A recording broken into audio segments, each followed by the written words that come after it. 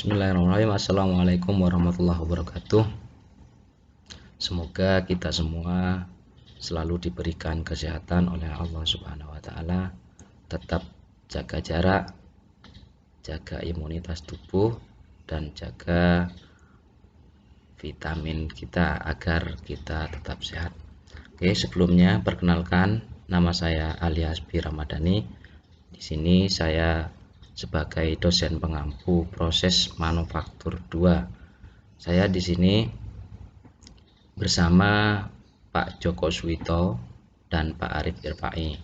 Nanti selama 1 semester ke depan akan mendampingi adik-adik mahasiswa dalam melakukan proses belajar mengajar pada mata kuliah proses manufaktur 2. Di sini akan saya sampaikan mengenai dasar proses manufaktur 2.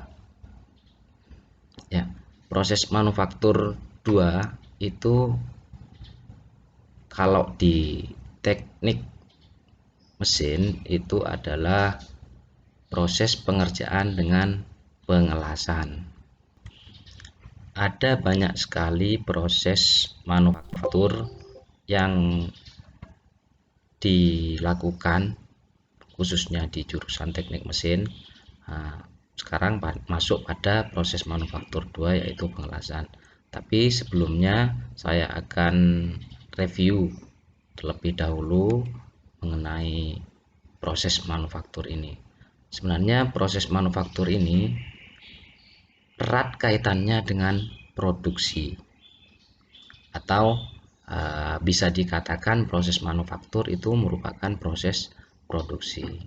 Apa saja yang diproduksi? Tentunya yang diproduksi adalah raw material, ya, material atau bahan yang akan kita produksi melalui berbagai proses atau berbagai macam teknik yang nantinya salah satunya adalah dengan cara penyambungan. Dalam teknik penyambungan ini kita fokus pada pengelasan, karena di proses manufaktur 2 ini kita fokusnya adalah pengelasan. Ya, jadi yang masuk kategori material di sini, khususnya material teknik, ada 3 kategori material. Ada material logam, ada material non logam, ada komposit. Untuk material logam sendiri itu ada logam vero dan logam non vero. Ya, untuk logam vero sendiri adalah logam yang mengandung unsur Fe. Unsur Fe di sini yang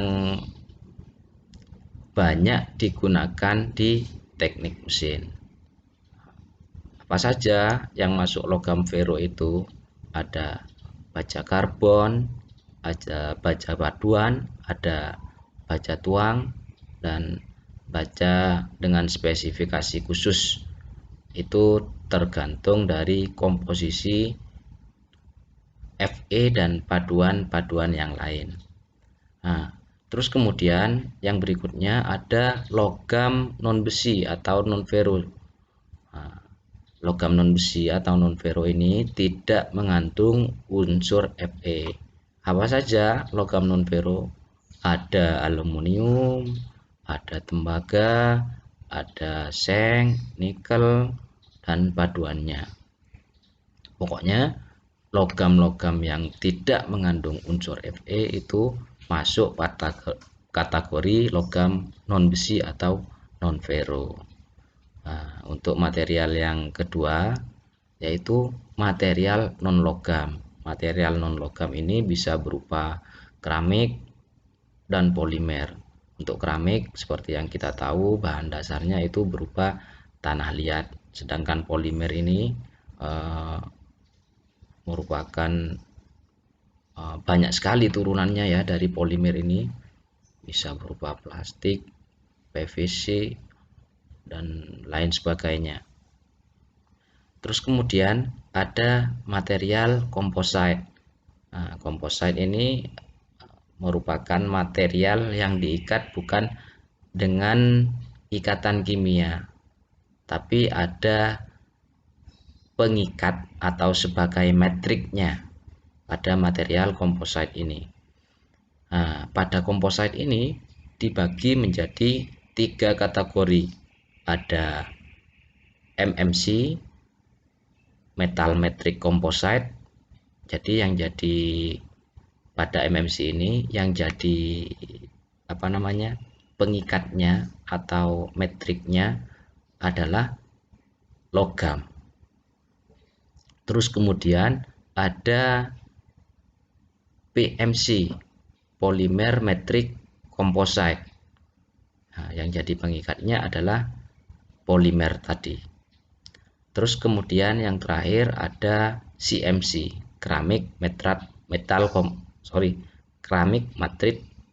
composite. CMC, keramik matrix composite. Jadi pengikatnya adalah keramik. Sebenarnya materi composite ini banyak sekali cakupannya, dan biasanya untuk composite sendiri ini masuk dalam mata kuliah tersendiri untuk material composite. Tapi setidaknya adik-adik paham terlebih dahulu bahwa material yang ada atau yang banyak digunakan di teknik mesin berupa material logam, material non logam, dan komposit ini. Selanjutnya, dari material-material tersebut bagaimana memproduksinya? Adik-adik nanti akan mempelajari proses produksi bahan atau material yang telah kita pelajari sebelumnya, mulai dari material logam, material non logam, dan material komposit. Nah, di sini ada proses produksi. Karena kita manufaktur, ya tentunya belajar proses produksi. Dasar dari proses produksi kalian sudah pelajari pada mata kuliah sebelumnya tentang teknologi mekanik. Saya mereview kembali bahwa proses produksi di teknik mesin itu dibagi menjadi 5 golongan. Yang pertama, mengubah bentuk. Jadi dari material A yang asalnya bentuknya balok dirubah bentuk menjadi bentuk B, bisa berupa bulat pejal, bola, dan lain sebagainya, tergantung kondisi atau desain yang kita inginkan. Terus kemudian proses produksi selanjutnya yaitu pemotongan. Pemotongan di sini bisa menggunakan bantuan berbagai alat atau mesin untuk mencapai dimensi tertentu. Ya, biasanya proses produksi dengan pemotongan ini menggunakan gergaji, mesin bubut, mesin scrap, dan lain sebagainya. Proses machining, bisa dikatakan juga proses machining. Terus kemudian ada mengubah sifat. Kalau tadi ada mengubah bentuk, pemotong, selanjutnya mengubah sifat. Apa yang dirubah sifatnya? Ya, tentunya materialnya yang dirubah sifat. Sifat-sifat material apa saja?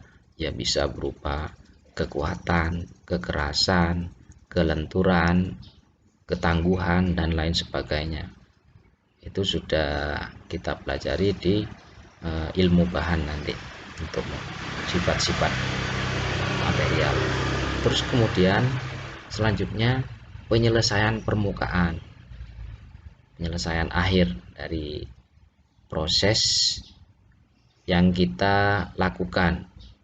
Jadi dalam sebuah proses produksi itu bisa saja dari mulai mengubah bentuk, memotong, mengubah sifat, terus kemudian penyambungan dan penyelesaian permukaan.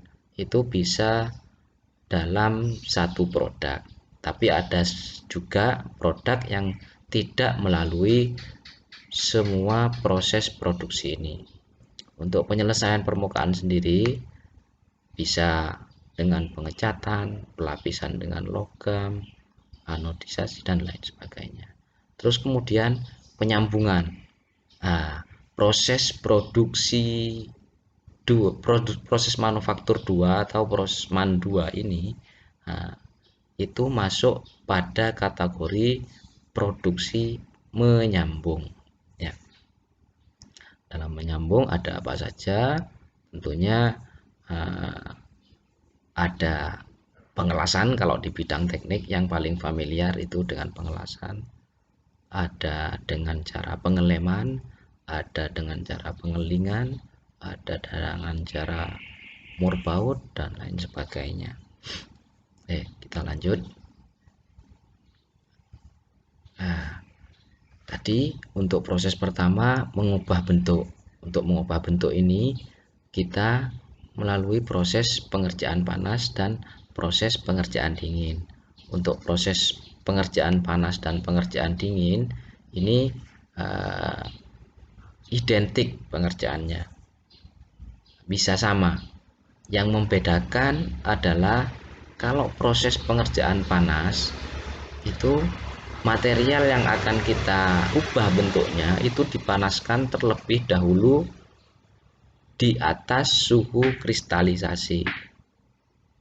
Apa suhu kristalisasi tersebut? Suhu kristalisasi adalah suhu di mana material atau logam itu mulai membentuk kristal atau mulai membeku, yang dari awalnya cair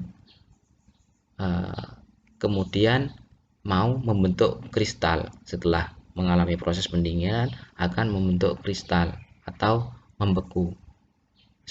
Sebaliknya, kalau dari dingin dipanaskan, setelah akan mencair, di situ ada namanya titik kristalisasi. Titik ketika dia membeku sebelum mencair. Dari cair setelah membeku. Nah, itu namanya kristalisasi.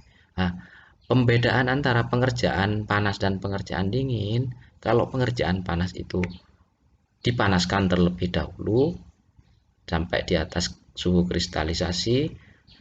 Terus kemudian kalau pengerjaan dingin itu bisa juga dipanaskan tapi tidak mencapai suhu kristalisasi, bisa juga langsung tanpa proses pemanasan. Contoh pengerjaannya apa? Bisa melalui penempaan, contohnya kayak pandai-pandai besi, pembuatan pisau, linggis dan lain sebagainya, itu melalui proses pengubahan bentuk dengan ditempa. Bisa dengan cara membengkokkan atau bending. Nah, dalam membending juga menggunakan berbagai macam bantuan alat, bisa hidrolis dan lain sebagainya. Terus kemudian ada juga dengan rolling, di roll. Setelah di roll untuk melengkungkan juga bisa dengan menggunakan pengerolan, bisa juga pengerolan ditambah dengan penekanan dan lain sebagainya. Banyak sekali dari proses pengubahan bentuk ini. Terus pada proses berikutnya yaitu proses pemotongan. Pemotongan biasanya identik dengan menggunakan mesin. Nah, di sini pemotongan bisa dengan menggunakan yang manual, bisa yang menggunakan yang non tradisional. Seperti yang kita tahu, kalau yang menggunakan machining manual bisa pengergajian, bubut, freeze, pengeboran, scrap, grinding, dan lain sebagainya. Itu merupakan salah satu proses pemotongan dengan menggunakan mesin. Kemudian yang non tradisional adalah bisa dengan plasma, laser, elektrokimia, dan lain sebagainya.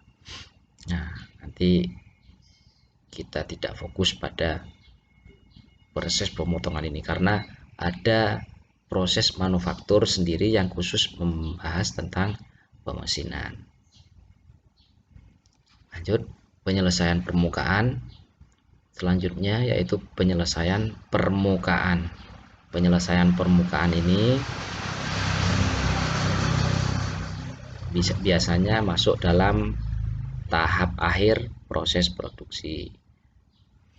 Bisa dengan pelapisan. Pelapisan itu bisa dengan pengecatan, terus kemudian pelapisan dengan logam, kromium, dengan anodisasi bisa warna.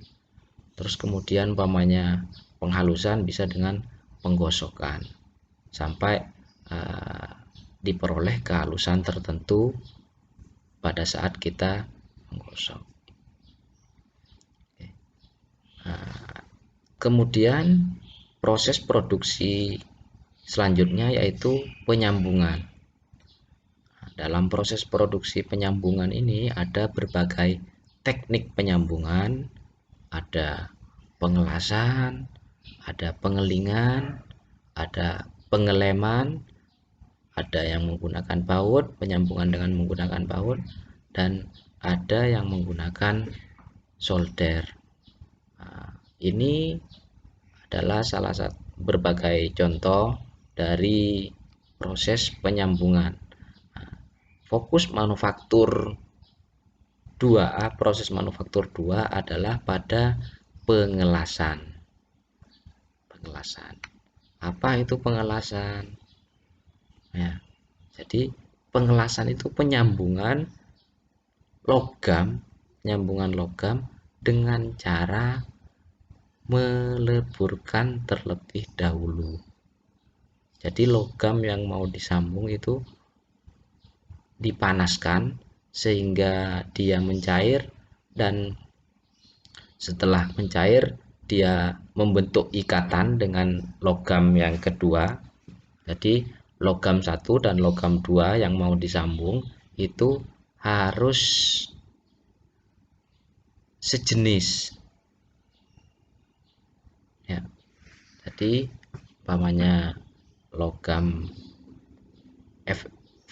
logam apa ya? Logam Vero umpamanya ST37. Kita mau menyambung ST37. Sebaiknya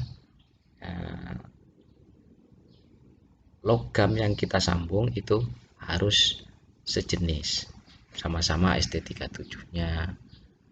Kalau beda seperti apa? Sebenarnya bisa juga, karena yang penting sama-sama mengandung unsur Fe-nya, karena masih ada Fe-nya itu bisa disambung, tapi kekuatannya tentu tidak sama dengan kekuatan pengelasan yang sejenis. Ya, jadi pada proses pengelasan ini ada berbagai teknik pengelasan, ada berbagai macam cara untuk mengelas yang nantinya akan kita pelajari selama 1 semester, termasuk kita harus bisa, adik-adik mahasiswa itu harus bisa melaksanakan proses pengelasan dasar. Ya, tapi karena saat ini masih pandemi COVID, jadi kemungkinan praktek pengelasannya itu digantikan dengan penugasan. Ya, untuk penyambungan selanjutnya dengan menggunakan pengelingan. Jadi yang menjadi bahan dasar untuk penyambungannya adalah paku keling. Kekuatannya seperti apa pengelingan ini? Kekuatannya tergantung dari kekuatan paku keling. Kalau paku kelingnya menggunakan satu, ya berarti tinggal kekuatan pengelingannya sesuai dengan material paku keling yang digunakan. Karena pada saat pengelingan ini kekuatannya bertumpu pada luas permukaan dari paku tersebut. Jadi kekuatan gesernya dari paku ini yang menjadi kekuatan pengelingan dengan teknik penyambungan pengelingan. Kalau pakunya menggunakan satu, ya berarti kekuatan geser dari paku satu tersebut. Kalau dua, tiga, dan lain sebagainya tinggal mengalihkan berapa paku yang digunakan pada proses pengelingan. Terus proses penyambungan selanjutnya yaitu dengan pengeleman. Karena bahan itu berbagai macam yang digunakan di teknik mesin, untuk material-material tertentu yang tidak bisa dilakukan dengan proses penyambungan dengan pengelasan, pengelingan, baut, dan solder, itu menggunakan proses pengeleman. Pengeleman ini biasanya menggunakan material yang berbeda satu dengan yang lain. Contoh seperti di mobil umpamanya. Jadi ada proses penyambungan kaca dengan bodi mobil menggunakan lem karet, bantuan lem karet, itu proses pengeleman dan lain sebagainya. Terus kemudian ada yang proses penyambungan dengan menggunakan murbaut. Proses penyambungan dengan murbaut ini hampir sama dengan proses pengelingan. Bedanya kalau murbaut itu bisa dibongkar pasang, dan kalau proses pengelingan ini itu paten, tidak bisa dibongkar pasang. Kalau umpamanya dibongkar, ya berarti harus ganti paku kelingnya. Kalau murbaut itu tidak harus mengganti bautnya. Yang selanjutnya adalah proses penyolderan. Jadi proses penyolderan ini proses penyambungan logam juga yang menggunakan bahan penyambung timah sebagai bahan penyambung. Bedanya dengan pengelasan apa? Bedanya dengan pengelasan, kalau yang pengelasan itu material yang mau disambung yang dilelehkan, tapi kalau penyolderan itu yang dilelehkan adalah bahan penyambungnya, material untuk menyambungnya. Dimana kalau penyolderan ini biasanya materialnya menggunakan timah. Jadi pada proses penyolderan ini biasanya bendanya benda-benda kecil dan benda-benda tipis. Oke. Selanjutnya yaitu mengubah sifat material. Proses produksi untuk mengubah sifat material. Nah, dari pengubahan sifat material ini erat kaitannya dengan perlakuan panas. Perlakuan panas seperti apa? Kalau pelunakan itu ada proses annealing dan normalizing, annealing dan normalizing. Terus kemudian ada pengerasan material logam, bisa dengan quenching, tempering, dan lain sebagainya. Terus kemudian ada pengerasan yang permukaan saja, pengerasan permukaan, bisa dengan flame hardening, bisa dengan pengerasan dengan induksi listrik dan magnet. Terus kemudian ada carburizing, jadi penambahan karbon pada permukaan logam agar diperoleh permukaan yang lebih keras. Kemudian nitriding, penambahan nutrisi dalam bagian luar atau permukaan dari material yang akan akan kita keraskan permukaannya. Jadi itu tadi proses-proses produksi atas proses manufaktur yang ada di teknik mesin, mulai dari mengubah bentuk, pemotongan, mengubah sifat material, terus kemudian penyambungan. Nah, fokus proses manufaktur 2 itu adalah dengan penyambungan. Dari penyambungan, berbagai macam penyambungan itu kita tarik lagi, fokusnya adalah pengelasan.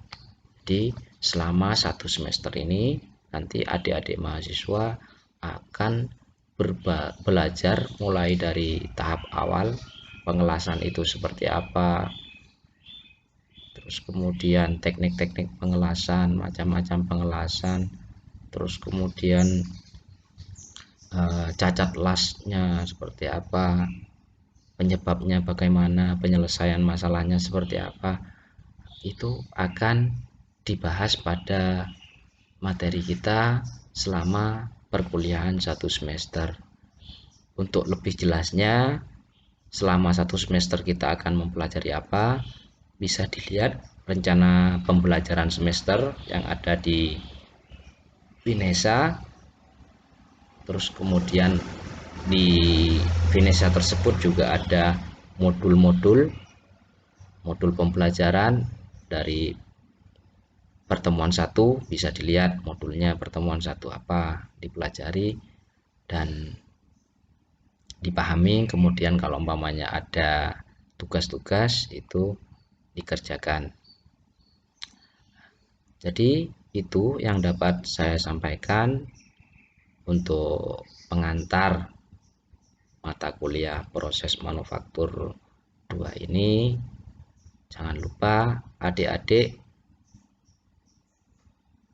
melihat materi-materi perkuliahan itu menggunakan Finesa, karena semua materi perkuliahan pada mata kuliah proses manufaktur 2 ini kita menggunakan learning management system yang telah disediakan oleh UNESA.